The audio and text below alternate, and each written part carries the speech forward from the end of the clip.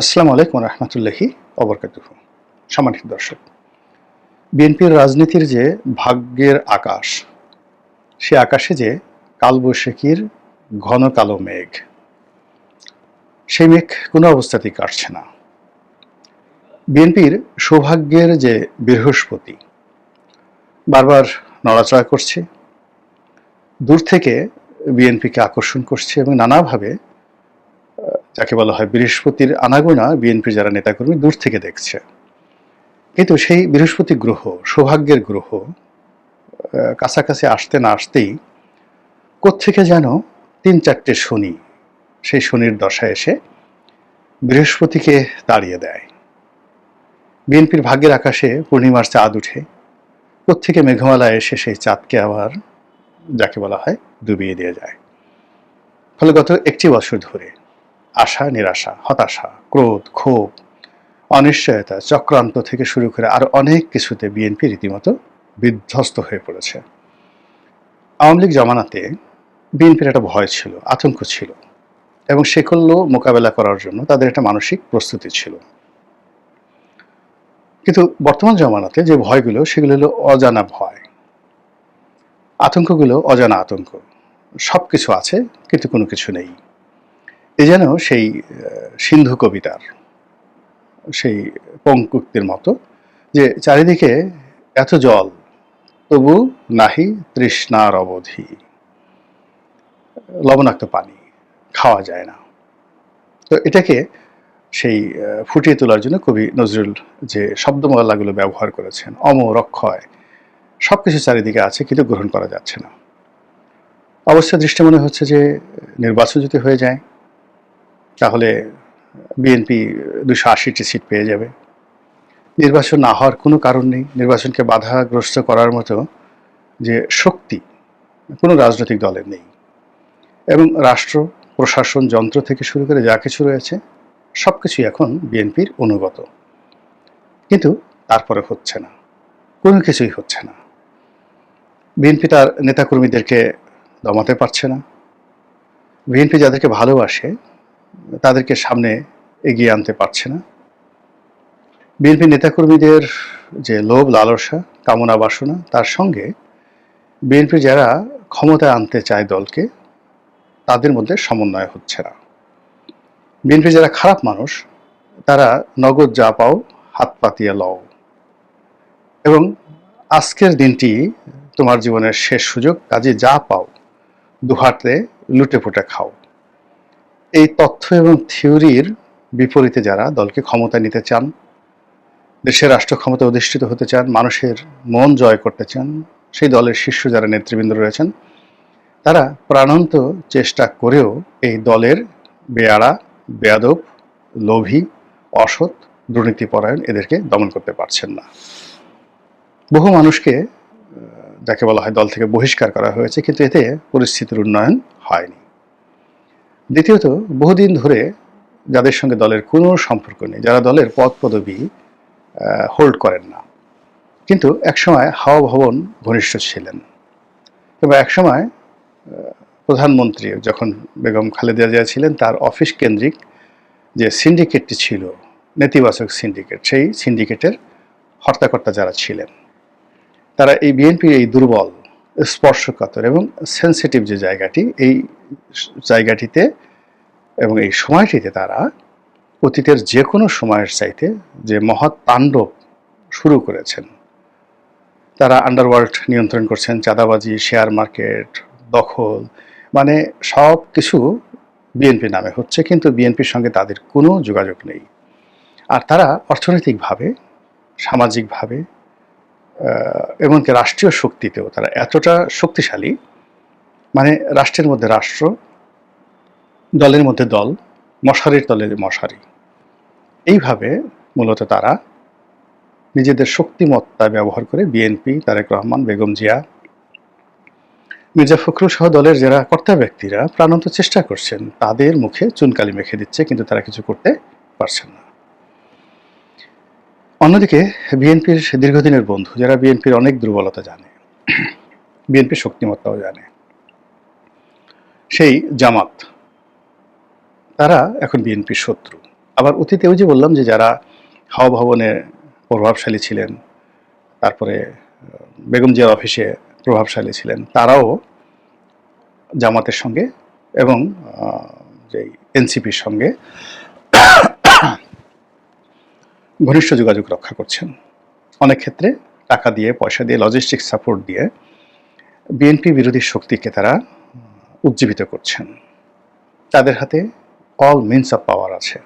এই পাওয়ারগুলো তারা বিএনপির বিরুদ্ধে ব্যবহার করছেন, বিএনপির নাম ব্যবহার করে। কারণ তারা জানেন যে তারেক রহমান সাহেব যদি ক্ষমতা আসেন, তাদেরকে রীতিমতো বাঁশডলা দেওয়া হবে।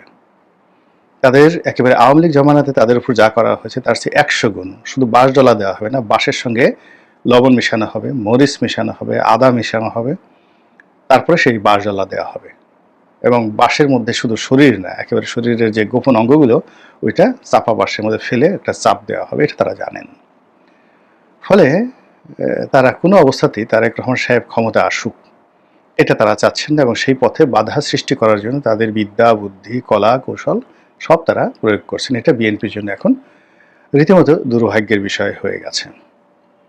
জনাব ইউনূস, ডক্টর মোহাম্মদ ইউনূস, তিনি প্রথম দিকে এনসিপি বা জামাত তাদের সঙ্গে সম্পৃক্ত থেকে তিনি হয়তো একটা চিন্তা করেছেন, কিন্তু এমন একটা সময় এসে গেছে তার জীবনে, তার কাছে মনে হয়েছে যে তারেক রহমানের সহযোগিতা তার দরকার, বিএনপির সহযোগিতা দরকার, এবং তিনি একটা নিরাপদ প্রস্থান চাচ্ছেন, সেফ এক্সিট চাচ্ছেন। তার এটা ভালো লাগছে না, এটা আমি নিশ্চিত করে বলতে পারি। মানে এখন এই যে ক্ষমতাটা, তার উপদেষ্টারা হয়তো অনেকে এনজয় করছেন, অনেকে হয়তো তাকে রেখে দিতে চাচ্ছেন নিজেদের স্বার্থে, কিন্তু এই বয়োবৃদ্ধ প্রবীণ মানুষটি তিনি চাচ্ছেন না যে ক্ষমতা দীর্ঘায়িত হোক, তিনি চলে যেতে চাচ্ছেন একটা নির্বাচন দিয়ে এবং বিএনপির হাতে ক্ষমতা হস্তান্তর করে।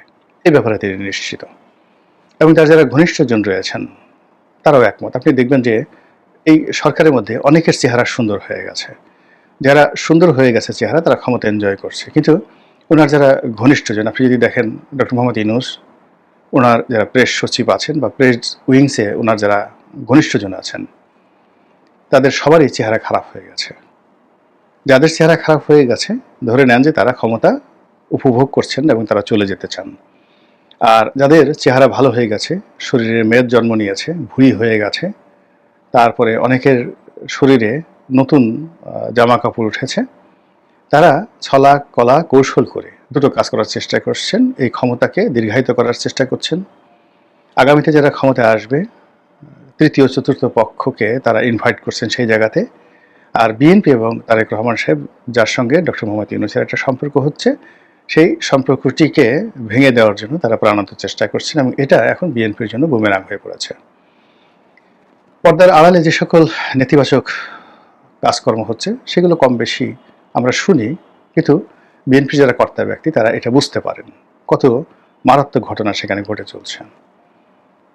ডক্টর মোহাম্মদ ইউনূস বিএনপিকে সহযোগিতা করার জন্য নির্বাচনের তারিখ ঘোষণা করেছেন, নির্বাচন অনুষ্ঠানের জন্য নির্বাচন কমিশনকে চিঠি দিয়েছেন, জুলাইয়ের ঘোষণাপত্র তিনি করেছেন, এবং সেই ঘোষণাপত্রে এমনভাবে সুকৌশলে তিনি সবকিছু করেছেন যেন রাজনৈতিক বিভেদ না হয়।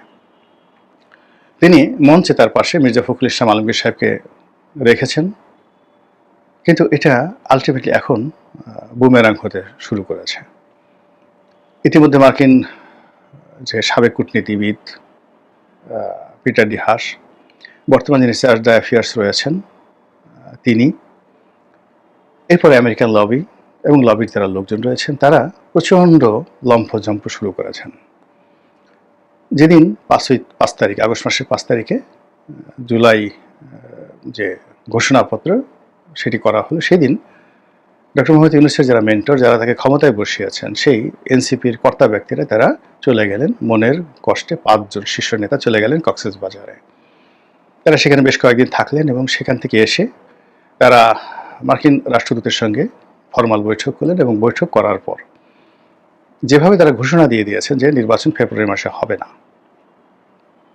এবং আরও অন্য কথা তারা বলছেন, এবং বিএনপিকে ইন্ডিকেট করে তারা যে কথা বলার চেষ্টা করছেন যে একটি বিশেষ দলকে ক্ষমতা আনার জন্য বিপ্লব হয়নি। এতে করে বিএনপির সঙ্গে ডক্টর মোহাম্মদ ইউনূসের যে সমঝোতা, সেই সমঝোতার মাধ্যমে বিএনপির নেতাকর্মীরা যে আশার আলো দেখছিলেন, যে বৃহস্পতির নড়াচড়া তারা অনুভব করছিলেন, এবং একটা নির্বাচনের জন্য তাদের যে ব্যাপক যাকে বলা হয় প্রস্তুতি এবং যাকে বলা হয় চেষ্টা প্রচেষ্টা ছিল, সেটি এখন রীতিমতো মুখ থুবড়ে পড়েছে। নতুন অনিশ্চয়তা দেখা দিয়েছে। ডক্টর মোহাম্মদ ইউনূস মালয়েশিয়া থেকে ফেরার পর কি হবে এটা বলা যাচ্ছে না। অন্যদিকে এই যে সাম্প্রতিক গত ২-৪ দিনে বিশেষ করে নাসিরুদ্দিন পাটোয়ারী সাহেব যখন বললেন ফেব্রুয়ারি নির্বাচন হবে না, তার আগে তারেক রহমান সাহেব ঘোষণা দিয়েছিলেন যে তিনি খুব দ্রুত বাংলাদেশে আসছেন।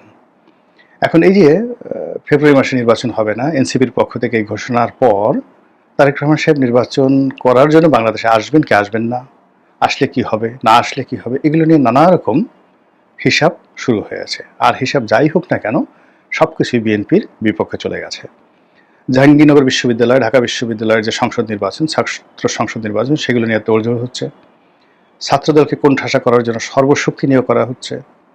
বিএনপির কর্মকাণ্ড এবং বিএনপির দুর্বলতা অক্ষমতাকে কটাক্ষ করে নানা রকম পোস্টার, ব্যানার, লিফলেট থেকে শুরু করে সোশ্যাল মাধ্যমে যে ফটো কার্ডগুলো তৈরি করেছে, এগুলো দেখলে বিএনপির মেজাজ গরম হয়ে যায়, মাথা ঠিক থাকে না। ফলে বিএনপির অনেক নেতা যারা মেজাজ হারিয়ে ফেলছেন, কথায় কথায় রাজাকারের বাচ্চা, রাজাকারের নাতিপুতি, আলবদরের নাতিপুতি, এই সমস্ত কথাবার্তা বলছেন, কারো হাত কেটে দিতে চাচ্ছেন। এগুলো আসলে রাগ হয়ে যাওয়া, মানে ক্রোধের কারণে এই জিনিসগুলো হচ্ছে এবং এইটা আস্তে আস্তে বেড়ে যাচ্ছে বিএনপির মধ্যে, এই অধৈর্যটা। আর এই যে বিএনপিকে রাগিয়ে দিতে পারছে, ক্রোধান্বিত করতে পারছে, এটা বিএনপির যারা প্রতিপক্ষ এটা মনে করছে সেটা তাদের একটা প্রাথমিক বিজয়।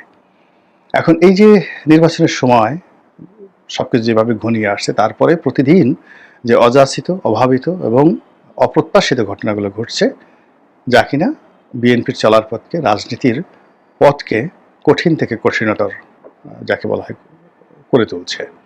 এবং বিএনপি এখন যে ঐতিহাসিক সুযোগটা পেয়েছে, এই সুযোগটি যদি তারা কাজে লাগাতে না পারে, কিংবা এই সুযোগটি যদি তাদের কপালে সেই সৌভাগ্যের তিলক এঁকে দিতে না পারে, তাহলে হয়তো দলটি থাকবে অথবা থাকবে না, অথবা -2 থিওরি বাস্তবায়িত হবে, অথবা আরও অনেক কিছু নেতিবাচক যা আমরা কল্পনাও করতে পারছি না। মহান আল্লাহ আমাদেরকে সবাইকে রহমত দান করুন, বরকত দান করুন এবং এই দেশের প্রতি খাস রহমত বরকত দান করুন। আসসালামু আলাইকুম ওয়া রাহমাতুল্লাহি ওয়া বারাকাতুহু।